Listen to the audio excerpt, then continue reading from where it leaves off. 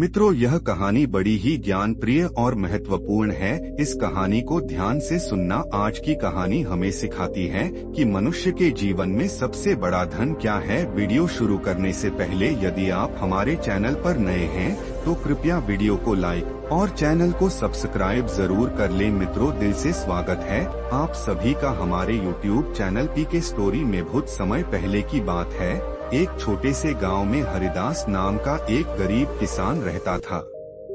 उसकी दुनिया बहुत सीमित थी। एक पुरानी झोपड़ी, छोटा सा खेत और उसके 5 बेटे जो मेहनत करने से कतराते थे। दिन भर वे गांव की गलियों में घूमते रहते, जबकि हरिदास सुबह से शाम तक खेतों में पसीना बहाता था।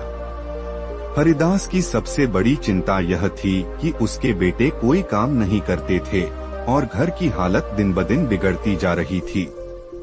उसकी सबसे बड़ी बहू सीमा शादी के बाद से ही अपने मायके में थी, क्योंकि हरिदास के पास इतने साधन नहीं थे कि वह उसे ससुराल ला सके।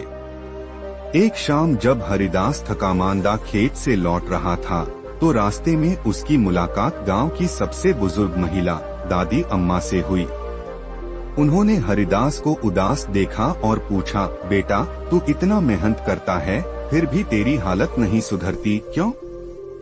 हरिदास ने सिर झुकाकर कहा, दादी मैं अकेला कितना कर सकता हूँ। मेरे बेटे कोई मदद नहीं करते और मेरी बड़ी बहू सीमा अब तक मायके में है। मेरी गरीबी के कारण उसे लाने की हिम्मत ही नहीं होती। दादी अम्मा ने कुछ देर सोचा और फिर मुस्कुराकर बोली, हरिदास कभी कभी बदलाव की शुरुआत छोटे कदमों से होती है। तू रोहन को कह कि वह अपनी पत्नी को घर ले आए। एक बहू घर में आएगी तो खुशहाली अपने आप लौटेगी। हरिदास को यह बात समझ आई। अगले दिन उसने अपने बेटे रोहन से कहा कि वह सीमा को ससुराल ले आए। पहले तो रोहन झिझका, लेकिन जब हरिदास ने उसे भरोसा दिलाया कि यह सही फैसला है तो वह मान गया।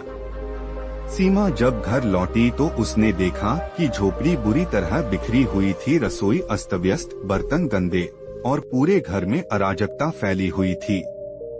उसने एक गहरी सांस ली और मन ही मन निश्चय किया कि अब उसे इस घर को संवारना है। अगले ही दिन से उसने सफाई शुरू कर दी। घर को व्यवस्थित किया, रसोई में हर चीज को सही जगह रखा और धीरे धीरे परिवार को भी कामों में शामिल करने लगी। जब रोहन खेत से लौटा तो उसने देखा कि घर पहले जैसा नहीं रहा, अब वह स्वच्छ और सुव्यवस्थित था। सीमा ने परिवार को एक साथ बैठाकर कहा, अगर हम सब मिलकर मेहनत करें तो यह घर खुशहाल बन सकता है। हमें सफाई के साथ साथ खेती और दूसरे कामों में भी ध्यान देना होगा। हरिदास ने यह सुना और पहली बार उसे महसूस हुआ कि शायद उसका परिवार सच में बदल सकता है। धीरे धीरे हरिदास के बेटे भी काम में लग गए। खेती में नई तकनीक अपनाई गई, जिससे फसल अच्छी होने लगी। सीमा ने सबको बचत करने और सही तरीके से खर्च करने की सलाह दी। कुछ ही महीनों में घर में पहले से ज्यादा अनाज और पैसा आने लगा। एक दिन जब हरिदास खेत से लौट रहा था तो उसे रास्ते में एक टूटा फूटा थैला मिला। जब उसने उसे उठाया तो देखा कि उसमें एक पुराना लेकिन कीमती सोने का हार था। यह देखकर वह चौंक गया। उसने सीमा को यह हार दिखाया। सीमा ने हार को ध्यान से देखा और कहा, बाबूजी, यह कोई आम गहना नहीं लगता। शायद यह किसी राजा या अमीर परिवार का हो। हरिदास ने सोचा कि इसे वापस लौटाना चाहिए। अगले ही दिन वह राजा दक्षराज सिंह के महल पहुंचा और उन्हें हार सौंप दिया। राजा ने बहुत प्रसन्न होकर कहा, तुम्हारी ईमानदारी से मैं बहुत प्रभावित हूँ। तुम्हारी मेहनत और सच्चाई के कारण मैं तुम्हें इनाम देना चाहता हूँ। राजा ने हरिदास को धन, नई जमीन और सम्मान दिया। हरिदास का परिवार जो कभी गरीबी में जी रहा था, अब मेहनत, एकता और ईमानदारी के कारण खुशहाल हो गया था।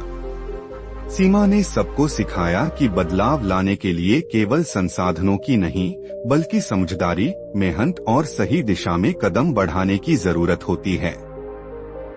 इस कहानी से हमें यह सीख मिलती है कि जीवन का सबसे बड़ा धन पैसा नहीं, बल्कि परिवार, मेहनत और सच्चाई है। जो इंसान इन तीनों का सम्मान करता है, उसकी किस्मत कभी खराब नहीं होती। अगर आपको वीडियो अच्छी लगे तो वीडियो को लाइक और चैनल को सब्सक्राइब करें, जिससे आपको ऐसी वीडियो रोज देखने को मिले। धन्यवाद।